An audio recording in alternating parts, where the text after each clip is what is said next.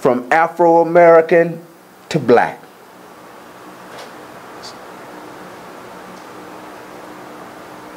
Then in the 1970s, you say to hell with it, I'm American. No longer trying to be anything else, I'm American. It got so bad that if you walk up to a black man and call him brother, what would he say? I ain't your brother. That's right. Don't call me brother. How did that happen?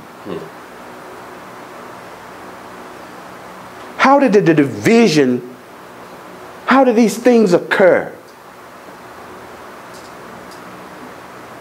We want to blame the white man for everything. We can't blame the white man for everything. We're going to blame him for most of it.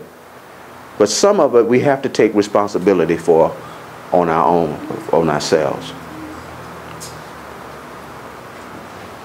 This is a problem, and I want you to try and grasp this if you can, and I know you can. We have a conflict between our belief system and our knowledge base. There's a war going on, a conflict.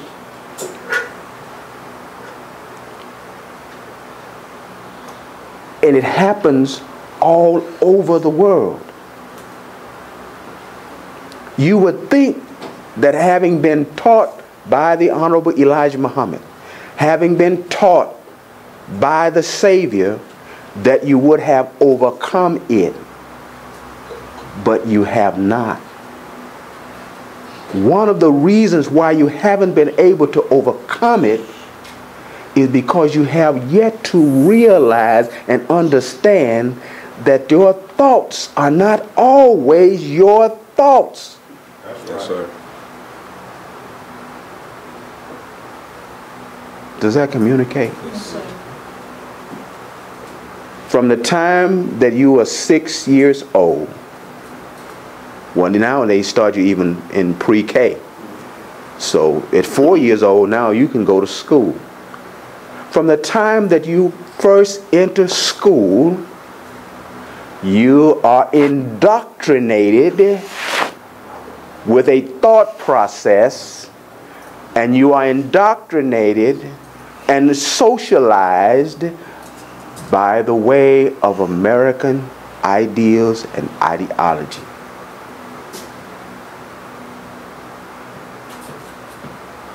When you get up in the morning and do what it is you do, whatever it is that you do, you need to stop and think for a moment. Is that thing which I am about to do of my own volition, of my own free will? Am I doing this based upon what I perceive to be the best thing for me to do, based upon where I am and where I want to go?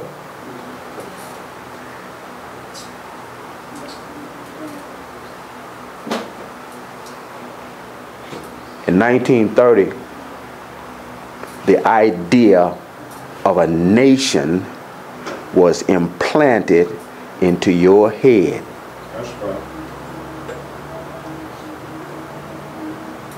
Firmly planted in your head. It was in your head. Some of us got it in our hearts, in the very fiber of our being. But even at that, in 1975, a man came and introduced another thought and killed your desire for a nation. He picked up the American flag and said in these words, if you don't hold it up, I'll hold it up. And because he was making that stand, many of the people followed him. Some of them were weak in their belief in the first place. Some of them simply did not believe, and they came out and said so. We never believed anyway. That's right. So they were easily led in another direction. The idea of nation was implanted in you. And since it was there, the white man decided that what he needed to do was to create a diversion and create another desire, or feed another desire in another way. And he gave us Dr. Martin Luther King. Dr. Martin Luther King wasn't talking about a nation, was he? That wasn't even on his lips. Eloquent. I submit to it. Eloquent speaker. But he was about civil rights. That's right.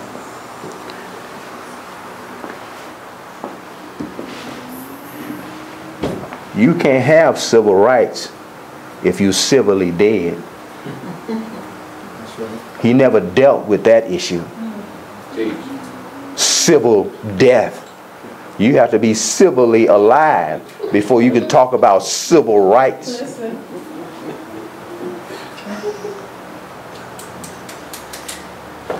Malcolm,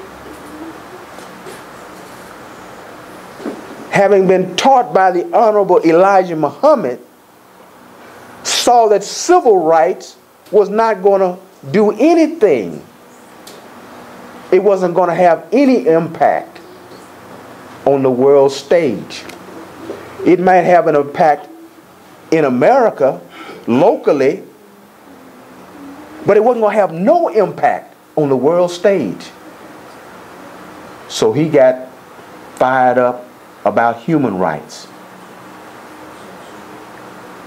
But little did he know that you can't have human rights unless you are considered a people.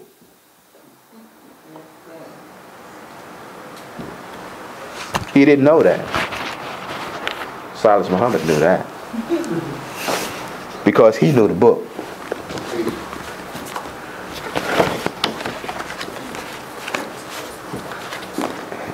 He knows the book. But you are a chosen generation, a royal priesthood, a holy nation, a peculiar people, that ye show forth praises of him that hath called you out of darkness into his marvelous light, which in time past were not a people, but are now the people of God, which had not obtained mercy, but now have obtained mercy. You were not considered people. You say, but I am a person. No, I didn't say you weren't a person. You're not a people. There is a legal definition internationally for what a people is, and you're not that, or at least you were not that until Silis Muhammad. Yes, sir. Silis Muhammad went out on the international scene to make sure that you were declared a people. And now that you've been declared a people, you're on the world stage. There are some things that you can begin to do. We're not going to get into that today, but we will be getting into some specifics about the things that a people ought to be doing. We are a nation that is divided.